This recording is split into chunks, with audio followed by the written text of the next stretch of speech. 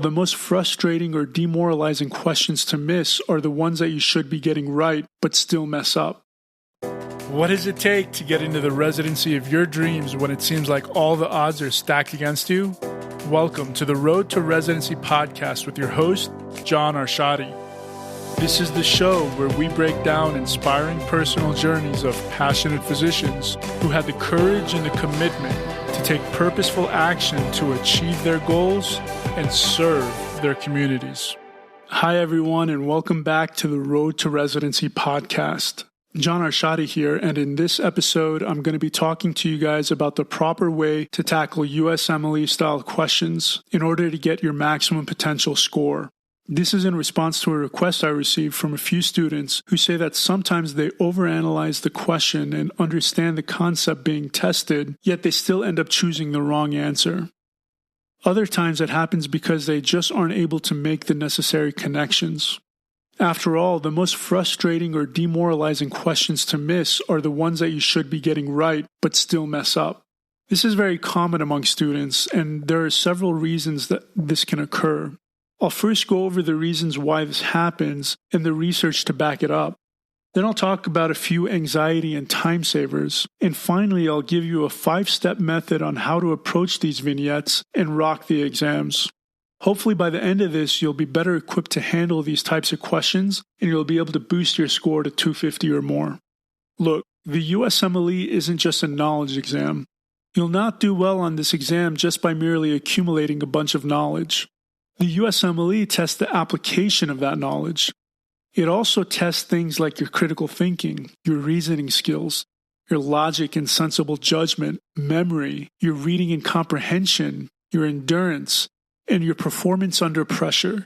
You only have 90 seconds per question. And because there's so much going on in each vignette, a lot of us during the exam suffer from a phenomenon called inattentional blindness. Inattentional blindness is the phenomenon of missing something that's right in front of you because you are so concentrated on something else. The most classic example of inattentional blindness is seen in a multitude of studies done by Christopher Chabris and Daniel Simons.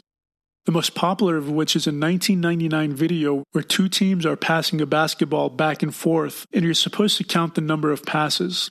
At the end of the video they ask, how many passes did you count? Then they ask you, but did you see the gorilla? It sounds ridiculous, right? If there's a gorilla on the screen, of course you're going to see it. But interestingly enough, 50% of people missed the gorilla because their attention was on the number of passes and not on anything else. I highly recommend searching for the video on YouTube if you haven't seen it already. In 2013, Tafton Drew, a researcher at Harvard Medical School, decided to put this theory to the test with a group of 24 credentialed radiologists. He took a picture of a man in a gorilla suit shaking his fist, and he superimposed that picture on a series of chest x-rays. Then he asked the radiologist to review the lungs for cancerous nodules. He wanted to see if they would notice a gorilla the size of a matchbook staring angrily at them from inside the lung fields. But they didn't. 83% of the radiologists missed it. This wasn't because the eyes of the radiologist didn't happen to fall on the large, angry gorilla. Instead, the problem was in the way their brains had framed what they were doing. They were looking for cancer nodules, not gorillas. When you ask someone to perform a challenging task, without realizing it, their attention narrows and blocks out other things. So often, they literally can't even see a huge, hairy, angry gorilla directly in front of them. So what does this have to do with the USMLEs? Everything. You see, most people tackle vignettes in the wrong way. The first thing they do is look at the answer choices to get an idea of what they're looking for.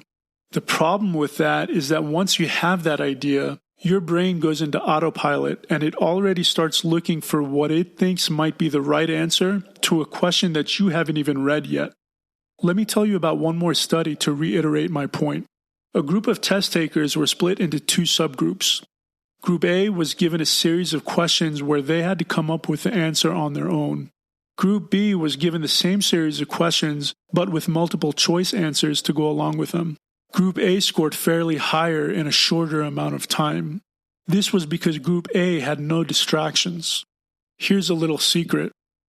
The official psychometric name for what we call an incorrect answer choice is distractor. That tells you all you need to know. There's no better way to camouflage the correct answer, which is staring all test takers right in the face. So in order to not be distracted, the best thing to do is cover up the answer choices when you read the question stem. Predict an answer, and only then drop down and compare it to the answer choices. Pick the answer choice that fits your prediction and then move on. Looking at the distractors will only confuse you and make you second guess yourself. Now I know some of you are like, John, I have no idea about this question, and I can't come up with a prediction. Or you might be thinking, I just can't bring myself to not look at the other answer choices. The best thing to do in this case is to go down the list and rule out the answer choices one by one. The key to ruling out, though, is to ask yourself, how does this answer choice not fit into the vignette? In other words, how can I prove this answer choice wrong? So many of us subconsciously try to plug our favorite choice into the vignette and find a way to prove it right. But these distractors are designed in a way to seem right on the surface, so if that's what you're looking for, you may easily fall into the trap of picking the second best answer. So in summary, ask yourself, how can I prove an answer choice wrong instead of how can I prove it right?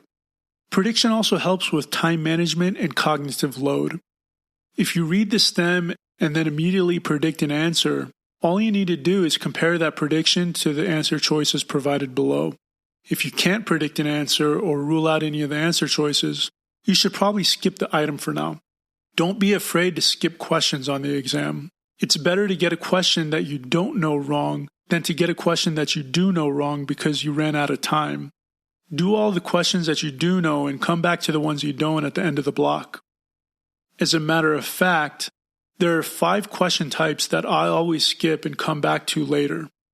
These are 1. Biostats questions. These questions often consume a lot of time with their formulas and calculations. If you're not good at them, skip them. If you are good at them, however, they're easy points. Number 2 is coupled or linked questions. These are usually 2 to 4 questions with a box around them, indicating that they go together. The problem with these questions is that once you answer the first question, you can no longer come back and change it. This can cause a stress response if by the second or third question in the series, you find out you've been answering wrong and now it's too late to go back and change the answer. Just skip the box altogether by clicking on the number of the question directly after the box and then come back to it later. 3 and 4 are combined and are mostly for step 2 and 3, although these questions are slowly creeping up on step 1 as well. These are drug ads and abstracts. These are questions where you have to read an ad or a 1 to 2 page abstract and answer a series of questions on them. They're usually biostats questions, but not always. These blocks will generally have fewer questions to give you more time to do this, but I usually skip it and come back to it at the end. Number 5 is anything that I would rate an X. I'll talk about the question rating scheme in a future episode, but for now, know that X means I have absolutely no idea about this question. Don't think to yourself, I've already invested so much time, let me try to figure this out.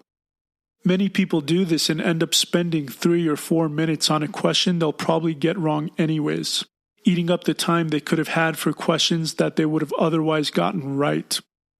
Save yourself the time and anxiety and just skip the question and move on. Come back to it at the end. It's important that you note by skipping, I don't mean skipping the question altogether and never coming back to it. You want to make sure you have answered every question you can because there are no negative points on this exam. And even if you choose a random answer, you still have a 20% chance of getting it right.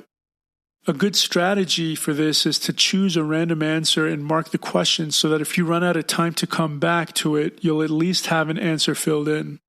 The only other questions you should have marked are questions you narrowed down to 50-50, and you need a little bit more time to look at it clearly. You can come back to these, but do not under any circumstances make it a habit to mark a question just because you're not sure or don't know the answer. If you notice that you're marking 25% or more of the questions on your practice exams, you're probably not ready for the test. You may pass, but you'll struggle to get a 250 or more. So, what is the best way to tackle USMLE vignettes? It's through question interpretation. Question interpretation is applying your knowledge to understand every sentence in context.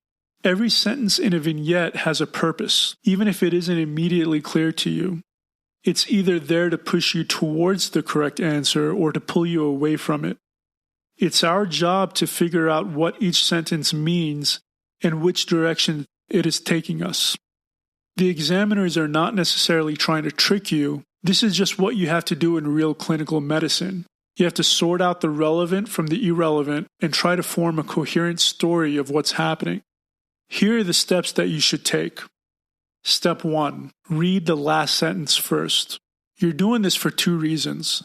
The first reason is that, not often, but sometimes, they might ask you a question that can be answered irrespective of what happened in the long vignette preceding it.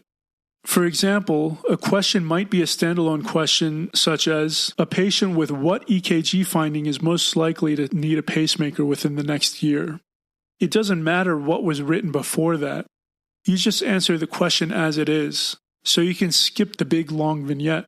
This is a big time saver on the test if you do get such a question. The second reason is that you want to make sure you fully understand the question so you know what to scan for while you're reading the vignette.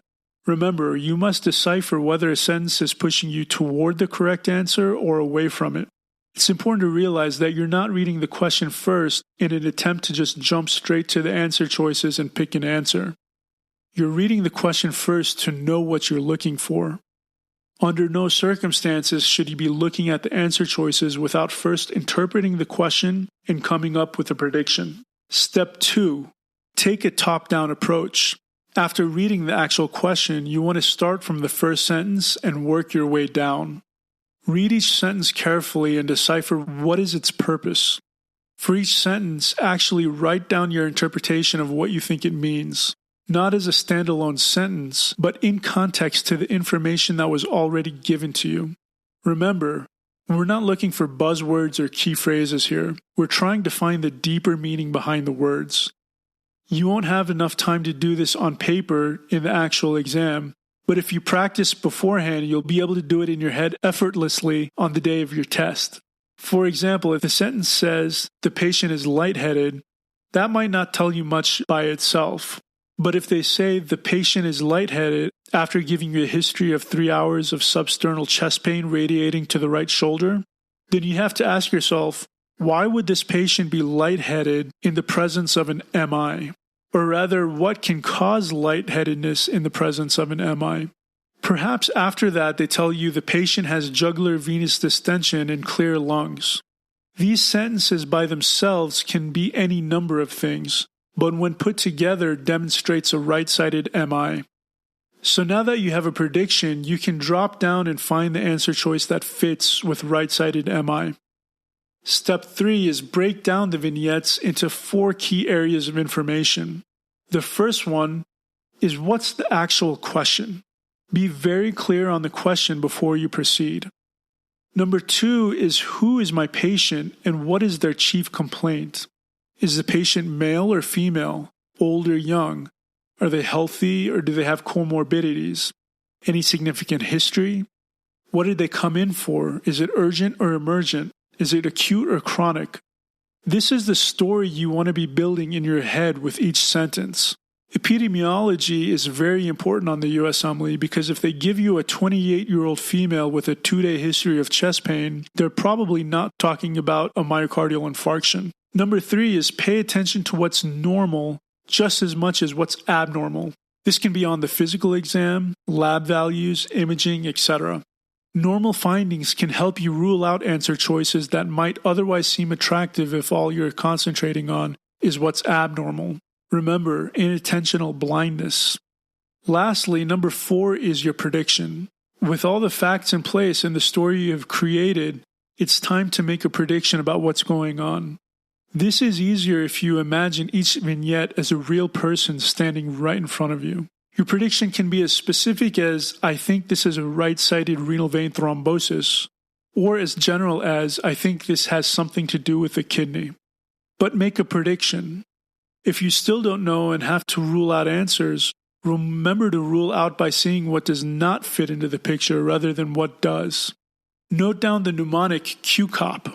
That's QCOP. This is what you'll revert to rule out answer choices. The Q stands for question. Does this answer choice fit the actual question? For example, if they're asking you for a treatment, you don't want to choose an answer that corresponds with a diagnostic test. C stands for chief complaint. Does the answer choice fit the actual chief complaint? So many times we get to the bottom of the vignette and they've given us so much information that we've forgotten what the patient actually came in for. Go back and check. It's important to remember that sometimes the chief complaint will change within the vignette. They might bring in a patient with a DVT and halfway down the vignette they've treated her and now she's having an adverse reaction to the anticoagulants. The chief complaint you want to answer is now the reaction caused by the medication rather than the DVT itself. O stands for organ system. This may sound silly, but make sure your answer choice matches the organ system that's involved in the pathology described. If you think the problem's in the kidney, don't pick an answer choice that involves the adrenal glands, which sit on top of the kidney and serve a totally different function. And finally, P is your prediction. Make sure the answer you choose fits your prediction. Avoid the temptation of trying to plug in all the other answer choices and distracting yourself. You'll save yourself time and points. And step 4 is to be a street magician. You know, those guys who seem to know your whole family history and the name of your first love, based on just the fact that you're wearing a watch on your left hand, your shirt's tucked in instead of out, and you're wearing the color red. We call them mentalists. They don't really know who you are. They just make some educated guesses based on connections, and they're really good at making these connections. Sometimes you'll come across a question that you have absolutely no clue about. This is normal. But if you can get yourself really good at making connections, you'll be able to reason through the question and get to the right answer, or at least get it down to 50-50. And if you're the type of person that always narrows it down to 50-50 and chooses the wrong answer, on your next practice test, choose the other one, the one that goes against your gut feeling. If you get the answer right, find out where you made the mistake. What trap did you fall for? What did you not see? What was a connection that you missed? And then learn these connections. And finally, step number 5 is to be comfortable with making mistakes. A lot of times we understand the concepts and know the right answers, but we still end up making silly mistakes. This can happen due to stress, anxiety, or just losing concentration and zoning out. The key is to remember to correct the mistakes when they happen. Don't fight with the question. Learn from it. 2 of the most common mistakes we make when doing questions are subconsciously rewriting the question or not seeing the gorilla, and misinterpreting the question or not reading the question properly. As long as you own up to your mistakes and learn from them, you'll be fine. But the more you battle with the question and with yourself, the more you'll make the same mistakes. Build up your endurance over time so that you lose focus less frequently. You should be able to do 3 to 4 blocks of practice questions a day comfortably before taking your exam. If not, how do you expect to stay sharp through 7 or 8 blocks on the day of the exam, depending on which test you're taking? If you follow these 5 steps, I'm confident that you'll have a good strategy for your next test. Try it out on your Q banks and let me know how it went. If you're still having trouble or have any questions or clarifications, reach out to me through the show notes and I'd be happy to help. Here's to your success. If you haven't already, please rate and review the podcast, share it with your friends, and get this message out there. Because this is a time where a lot of people are skeptical and they're saying, I'm an older grad, I'm an IMG, I have trouble with the USMLEs.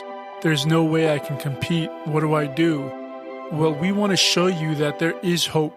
Actually, right now is the best time to match as an IMG. You know, our match rates have gone up from 48% in 2010 when I graduated medical school to 61% in the 2020 match. That's a significant jump. And as a matter of fact, more than 25% of the US healthcare system is made up of international grads. So know that you can do it, you will do it, just don't give up. And I hope to see you in the next episode.